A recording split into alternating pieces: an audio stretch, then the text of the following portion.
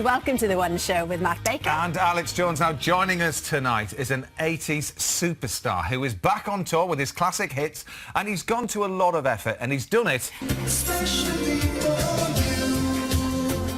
And it's worked, because he's had to add more tour dates to avoid... Please welcome Jason Donovan! Oh, it's good to see you. It's good to be here. Really Thank you for having me today. Well, we'll talk all about the tour, but first, big news today. Forget Cameron and Boris Johnson. The big news is that Scott, from Neighbours, yourself, obviously, has a daughter. I hear. Which we didn't realise. I love that, I hear. Because we actually told you, didn't we? I did. Well, no, I did see something on Twitter, but it's funny, this whole soap opera after the soap opera. Yeah. And it's been in the papers and everything. She looks healthy. She does. She's attractive. Well, yeah. You know, what more could you want? Yeah. Very exciting stuff. There you go. There's the picture. There's the picture. My dad actually has just finished Neighbours actually himself. Oh. Yeah, he's been working on it for about 2 years. So. That's really? Yeah. So you've had that family connection there. Yeah, and my half sister was in there for about 4 or 5 years. So it is a sort of a family affair. Yeah. I think any actor that's in Melbourne has to go through Neighbours at some sort of point in their life. Yeah. Now then, Jason Donovan, your 10 Good Reasons tour is back on Friday, isn't it? It is, yeah. So, Friday. in 20 seconds, we've got 3 good reasons, right, why people need to go and see it. It's a montage.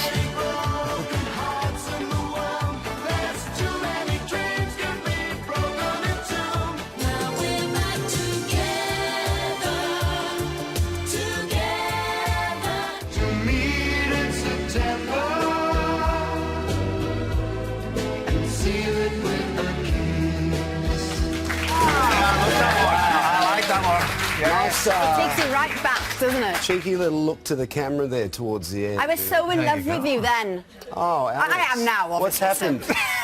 You're married? I'm married. Oh, I know, this is going awkward. If only, eh? Anyway, so just give us an idea then of how this tour's going to work, because you're singing the album, aren't you? You're doing it in I thought, you know, that would be a really interesting way to sort of go out there and do something fresh, and for all those fans that sort of had bought that album, I mean, that sold extremely well in sort of 1989. It was the best-selling album. Yeah, it was the best-selling album. So, you know, it was just an opportunity to really sort of relive that moment, you know, and I think music sort of puts you in a place and a time like no other sort of medium does. You can listen to those songs and sort of transports you right back to where you were and what you were doing. Alex?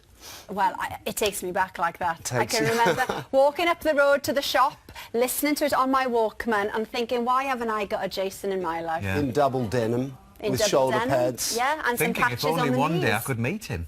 And here you are. are. I know. But what do you remember then? Because you were 21 when you recorded the album. So, you know, what can you remember of your life at that time? Well, I mean, it was pretty crazy for me back then, because Neighbours was such a big, you know, big success. Yeah. And, you know, I guess the music sort of became a part of the wave of that, you know. But I never really anticipated, you know, how successful it would become. And I was fascinated by music, probably more so than acting in a way, because you can create your own sort of story. But the combination of Stockacre Waterman and me and Neighbours was sort of, you know, the perfect storm, really.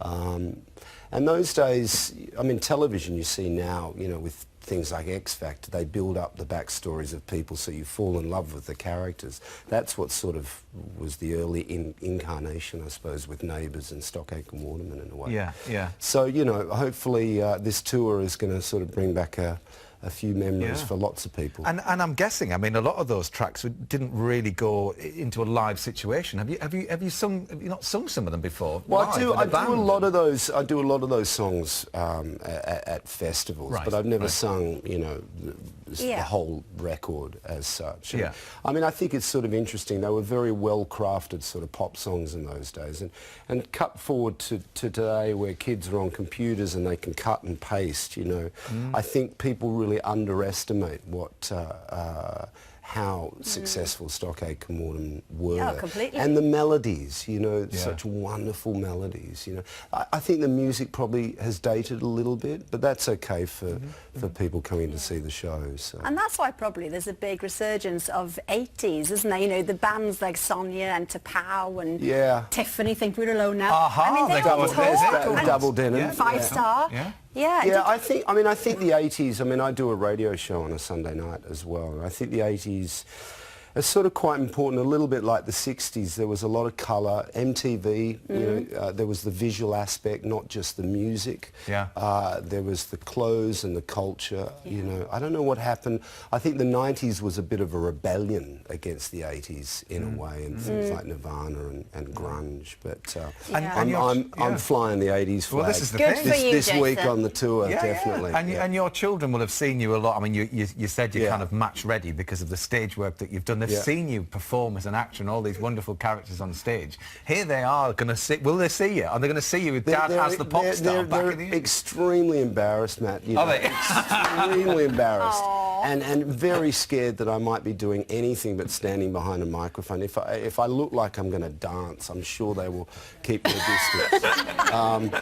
But you know, I think they're excited at the fact that, you know, I'm working in a part of the business that can maybe express them to the front of a Justin Bieber queue or something like that. You know, that's where it's exciting. Yeah, have they listened to the album and do they like any particular song on it? I asked them to come down to rehearsals and they quite frankly said they refused. I said, well, come for a ride on the bike, you know, come and get maybe a bit of work experience. No. Do you know what I mean? Just see how a few plugs are plugged. Not interested at all. Alex, they're missing out. What depressing. can I say? Yeah, they'll be there. They'll be there. Right. I can guarantee. Well, Jason's tour begins, as we said, is on this Friday and is going right across the UK through until May. Yes. Now, Jason, I mean, we're still gobsmacked about the fact that, you know, we give you that news earlier on about the fact that your character in Neighbours has this daughter and you didn't know anything about it. I mean, it's unbelievable because we had a similar scenario, didn't we, when Kylie came on a couple of years ago? Yeah, well, we surprised her with a message from your son who was on the set. Well, this is what happened. Have a look. Oh, hey, Mum. It's Daniel here, your son, in case you didn't recognise him. I haven't heard from you in ages. And someone just said that you've been busy on The Voice and releasing a new album. You never told me that. Well, as you know, as we saw there, Kylie reacted brilliantly. So we called the Neighbours HQ and we said any chance we could do another video message. Well, and they said no. They didn't. They did. They did. Oh, really? They said no. How depressing.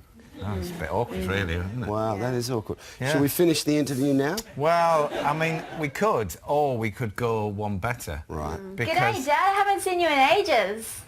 yeah, the Is thing it is, live? well, not only is it live, she's actually in person on because television? she's flown over from Melbourne and we invited her tonight. No. Please welcome your on-screen daughter who you've never met. It's Madison Robinson.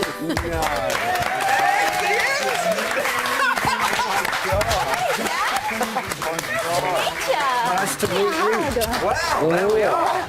That's a bit of a surprise. From Melbourne. Wow. You go, Thank you. Well, and we should point out, obviously, your real name is Sarah Ellen. Thank you so much for being on the show. Well, That is thank a you for having me. Big surprise. How you've grown without me knowing what you look like. Isn't it amazing? The combination. So, tell your dad a bit about You your guys set character this then. up really well, didn't you? No, just very briefly, because you're making your debut, aren't you, soon? I am. Yeah. I am. Super exciting. Yeah. Yeah. And what can you tell us about your character? Okay, so Madison Robinson comes down to Erinsborough on a mission. From Brisbane. From Brizzy. Yeah. From a mission. Bris Vegas, as we like to call it in Australia. Well, listen, you've got a lot of catching up to do. You have. We're going to leave We do. you to it. Yeah. You can With see eight. Sarah's Ramsey Street debut on the 22nd of April. Neighbours continues weekdays, Channel 5 at 1:45 and 5:30. On twice a day, see, like the good old days. But that's it for today. Thank you so much to Jason. 10 Good Reasons kicks off this Friday. Oh, we'll see you tomorrow with Maureen Littman. Good night. Good night. Hilarious.